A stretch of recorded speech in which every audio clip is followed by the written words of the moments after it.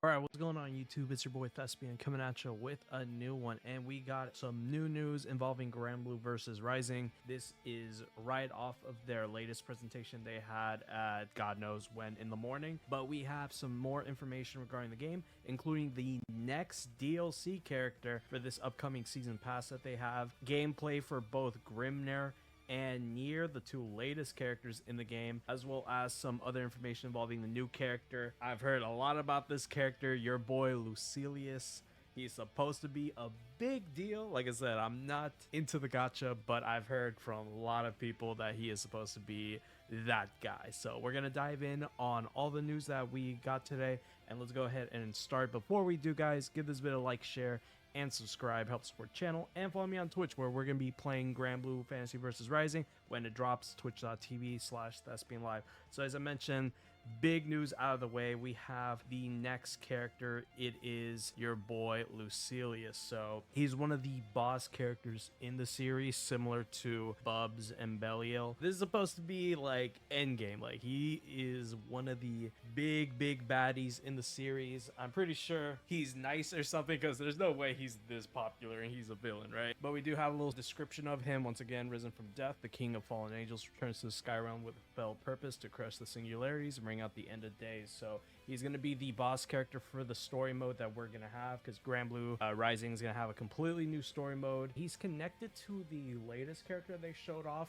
the previous presentation, Rain, which is as of now only a story mode character. She's not an actual playable character, but I wouldn't be surprised if they do add her. So something to do with that. Obviously, we're going to find out in the actual story mode whenever that drops. I'm pretty sure all y'all called it. This was who Belial is teaming up with in the trailer. Now, we don't have any gameplay of Lucilius. The only one is within this latest trailer. We do get a little bit of Lucilius action. As you can see, he's like fighting Bubs, and he's using 3 swords, and that's all we see. We see one of his special moves, his ultimate skill, and that's all we know. From my knowledge, Lucilius is one of those characters where he's supposed to be like God, essentially. So don't know how they're going to translate into a fighting game character. It's like the same thing when Belial first came out. They're like, how are they going to make Belial into a fighting game character? Somehow they did it, because he's mad fun, both versions of him. So I'm not going to be surprised if Lucilius ends up being fun and or broken. I did see that he had some references. You see here when he pierces Bubs, it's apparently official art from the actual game. So I think that's pretty cool. This is a character that I knew would end up being in here, because I've heard the name along with Sandalphon, Lucifer, like all those guys, like they're all like just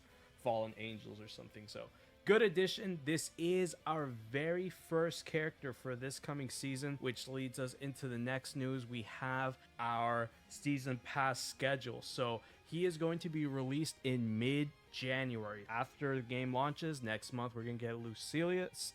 Then in February, the next character. Basically, we're getting a character every month. April, May, summer, then autumn. I cannot wait. Like, this is like basically a month per character. So I'm excited for that, especially as a Street Fighter 6 player, because man, it's dry right now in SF6. So I'm super excited. I'm glad that we know a roadmap. It gives us, you know, expectations on when we might see these characters. Obviously, subject to change, delays happen all the time, but at least we have a roadmap for the season pass. And speaking of roadmaps, we also have roadmap for updates in general. The Granblue team gave us a whole schedule of what to expect with the game. As you can see here on the chart, same time periods for the characters, but if you look at the bottom, in mid-January, like February, we're going to get a new stage, new in-game features, and an online lobby update. And then sometime between April and autumn, a new mode for Granblue, that's the Fall Guys mode, a new online lobby minigame, another bonus story, and a brand new game mode. We have a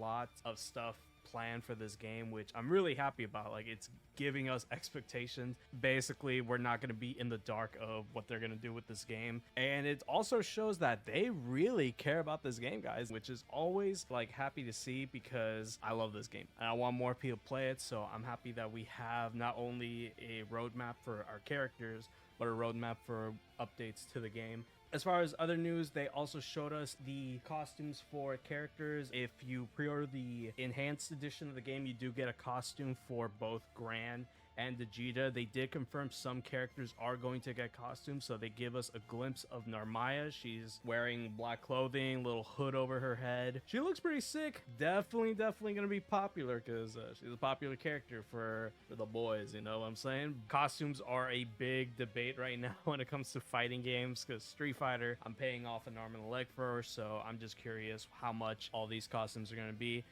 And obviously I'm waiting for costumes with my mains, but Narmaya boys, y'all are eating. And the next set of news, we have some more customization options. They're having 4 characters from Uma Musume. That's another game that Cygames has in their belt. You're going to be able to have avatars of 4 of the characters. In the previous Granblue, we had Gold Ship as a lobby avatar. So with this one, you have the other 4 main characters. Big fan of the anime. I haven't played the gacha because it's not in the West. Horse Girls, I'm down with that. I think it's $10 for all 4 of them. So not the worst price, but it does open the possibility of we may or may not get like special guest characters as DLC. I hope that is the case, because go ahead and add me, Pecorine from Princess Connect, please and thank you. In this presentation, we also have gameplay. We got to see more in-depth look on both Grimnir and Nier. These are the only 2 characters we haven't seen too much of gameplay wise. They weren't available in the previous beta, so this is our very first look. Now I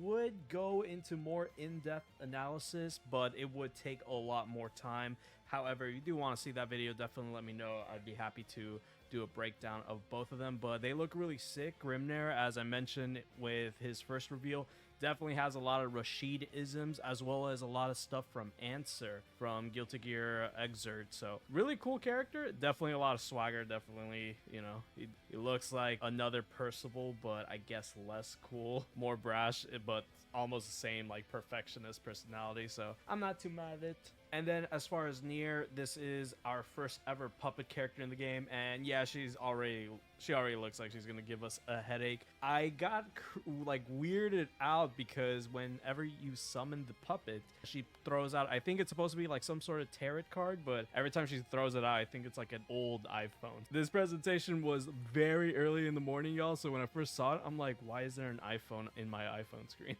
What the hell is going on? Really cool stuff to see. There was more gameplay of both Grimnir and Nier, but like I said, it would take a while for us to break down everything. However, they look cool. I know these are 2 popular characters as well, so I definitely feel like I would probably use Nier just because I am a little bit of a fan of puppet characters over Grimnir. However, it's all about Siegfried on the channel. I'm so sorry, it's all about Siegfried.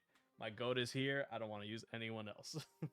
And the final bit of news, guys, is we actually have another character reveal for the future. They're going to reveal another one in the Granblue Fest 2023. That's going to be in December 23. So we're going to have some news over Rising as well as Relink, which is another game I'm looking forward to. With this character, I'm pretty sure it's going to be the one that's supposed to be released in February, since Lucilius is character number 1 for the season pass. So we're gonna have both characters, the first 2 characters for the season pass, revealed like very soon, like legit a week or 2 after the game comes out. Go ahead, put your predictions in. I am gonna do a personal character prediction on who I want in the game. I'll look forward to giving that video to y'all at a later date. Keep an eye out, guys. We are gonna be covering that whenever it comes out on December 23rd. And that's basically all the news for Granblue, guys. It feels like I'm a broken record. Every time I see news about this game, I just get